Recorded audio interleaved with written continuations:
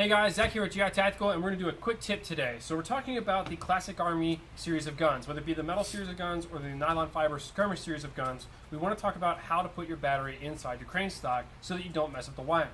One of the biggest things that we see, which doesn't happen all that often, but just to help prevent it, we want to go over it, is the Mosfet wires that come out of the buffer tube here. If you squish them or press them too hard into each other, you can cause that shielding on the wiring to rub away, or you can press it into metal, which will cause that wiring to arc. And you don't want to do that with your gun because that will stop it from functioning, and it could cause a pretty bad blowout, as we've seen on many different guns before, not just Classic Army series guns, but just because this is the one that we're easily able to go over, we want to show you how to do it.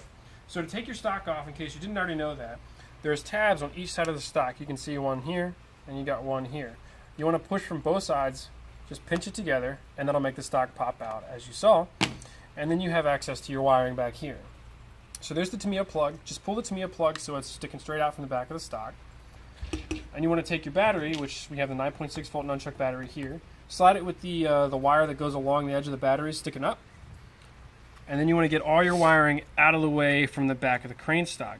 And as you see, if you slide the stock right now, the battery's going to stay in position and the wiring's going to go with it. So when you plug in the battery, let's put one more position forward,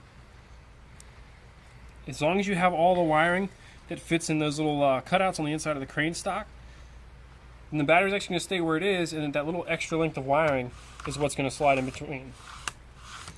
So that way you're able to slide your battery in and out, or your stock in and out, to whatever position you want to set it at, without pulling your Mosfet or undoing any kind of plugs or scraping anything or possibly causing damage to your Mosfet.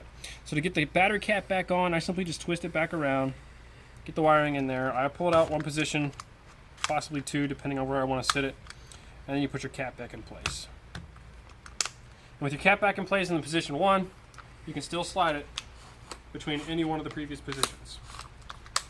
So there you go. That's how you want to put your battery inside your crane stock so you don't do any damage to your wiring in the process, and to make sure you don't crush anything either. All right, we'll see you guys later.